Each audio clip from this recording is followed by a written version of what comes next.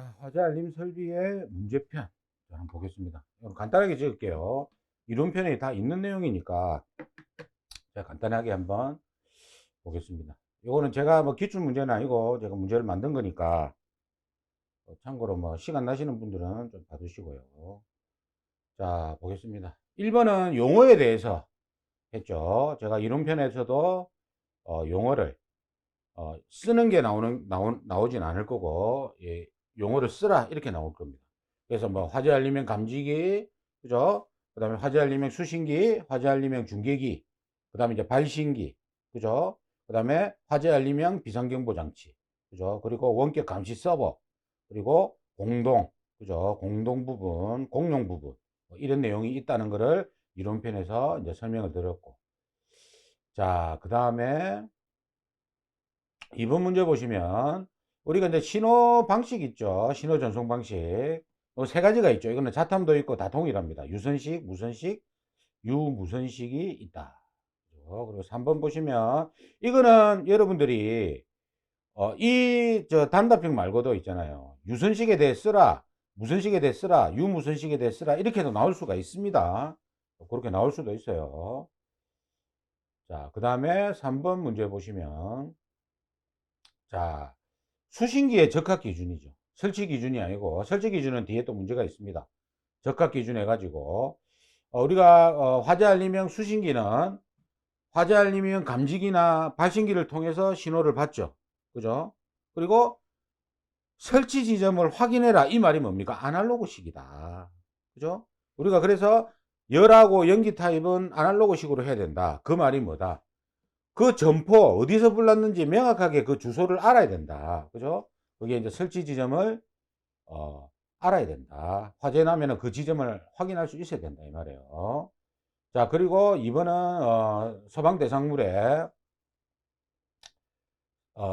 가스 누설 탐지 설비 이제 GP형 지하력 이 개념이죠. 그죠? 그 개념이고 3번 같은 경우에는 자, 그 뭐 1번, 2번 화재 알림명 감지기, 발신기 뭐 쪽 이렇게 신호가 오면 이거는 저장할 수 있는 용량이 얼마입니까? 1년 이상이다. 이거는 원격 감시 서버와 동일하다. 그죠? 그리고 데이터는 수신기에서 확인할 수 있어야 되고 복사 및 출력도 가능해야 된다. 그죠? 그리고 내장된 음향장 그 속보 기능이 있죠. 수신기는 소방 관서에는 음성으로 뭡니까? 전달해 줘야 되고 통보해 줘야 되고 관계인한테는 휴대폰으로 문자로 전달할 수 있는 속보 기능이 있어야 된다. 그죠? 그래서 이 화재 알림형 수신기는 수신 기능 플러스 속보 기능 플러스 서버 기능이 있다. 그죠? 서버 기능이 저장 기능 아닙니까? 자, 그다음 4번 보시면 이거는 설치 기준. 이거는 뭐하고 똑같다? 수신기 설치 기준하고 똑같아. 그죠? 동일하다. 넘어갑니다.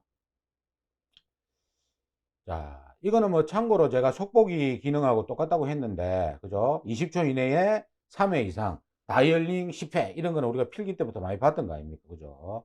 그리고 문자로 우리가 전달할 때는 20초다. 20초. 그 내용을 전달해 줘야 된다. 이런 내용을. 자, 5번 보시면 중계기 기준도 뭐하고 동일하다? 똑같다. 자탐 기준하고 똑같기 때문에, 그거 마스터하면 충분히 쓸 수 있다. 자, 그 다음에 6번. 감지기입니다. 자, 우리가 화재 알림형 감지기는 열연기 복합형을 설치할 수 있고 열연기 불꽃 복합형을 설치할 수 있죠. 그래서 기능 자체가 뭡니까? 열연기 불꽃이 있단 말이에요. 그래서 열은 뭡니까? 제조사에서 만들어진 공칭 감지 온도 범위고 연기는 온도 대신 농도죠. 연기 농도. 맞죠? 그리고 불꽃은 공칭 감시 자기 그 감지할 수 있는 거리가 있을 거고 각도가 있단 말이에요. 공칭 시야 각도. 그래서 그런 내용이 들어가 있다. 그리고 무선식은 음영 구역이 있으면 안 된다고 했습니다. 와이파이처럼 블루투스 구역이 다 포함이 돼야 된다. 그리고 동작된 감지기는 뭡니까? 음향 경치가 내장돼 있죠. 그리고 데시벨은 85데시벨이다. 시험에 나오면 이제 85가 나올 확률이 높겠죠. 그럼 7번 우리가 감지기하고 수신기는 두 가지가 뭐 어떤 기능이 있어야 된다? 비화재보 방지 기능. 이게 뭐다? 자동 보정 기능이 있어야 된다. 그죠? 이놈이 머리가 뛰어나기 때문에 화재인지 아닌지를 구분할 수 있는, 그죠? 제가 두뇌가 일반 자탐이 한 IQ가 100이라면 이놈은 1000 이상이 된다 했지 않습니까? 굉장히 두뇌가 뛰어나다고 보시면 됩니다. 자동 보정 기능이 있어야 됩니다. 수신기, 감지기 둘 다. 그 다음에 우리가 비상경보 장치는 또 발신기, 음향장치, 표시등 기준과 동일하다. 그죠? 자, 1번 층수가 5층인 전통시장은 11층이 안 되니까 이거는 여기서는 특징이 뭐랬어요? 일제경보 방식이라는 명칭이 없고 우선경보 방식이 있다고 했죠. 전층경보 방식. 그죠? 그래서 우리가 앞에서 배웠던 자탐이나 비상방송에는 일제경보 방식, 우선경보 방식, 그리고 화재 알림 설비에는 일제경보 방식 대신 전층경보 방식을 쓴다. 근데 우리가 일제경보 방식을 또 전층경보 방식이라고 써도 관계는 없습니다. 같은 말이니까. 자, 그 다음에 그러니까 일제경보 방식을 전층경보 방식으로 쓰는 거는 문제가 없지만 전체경보 방식을 일제경보 방식으로 쓰는 거는 조금 문제가 됩니다. 왜냐하면 이 전통시장에 설치하는 화재 알림형 화재 안전 성능기 중에 문구 자체가 전층 경보 방식이라고 돼 있거든, 명확하게. 근데 앞에는 그런 말이 없어서 우리 책 쓰는 사람이나 이런 현장에서 부르는 용어로 일제경보 방식으로 쓰니까 그거를 우리가 책으로 만든 거고, 이 화재 알림 설비에는 전층 경보 방식으로 되어 있기 때문에 문구상 되도록이면 전층 경보 방식으로 쓰는 게 맞습니다. 법문구가 명확하게 있기 때문에.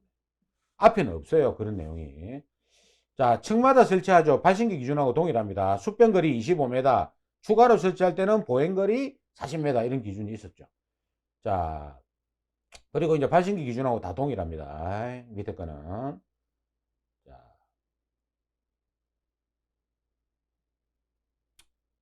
자, 요 내용은 뭐 우리가 이론 때 다 했던 내용이니까 참고로 보시고.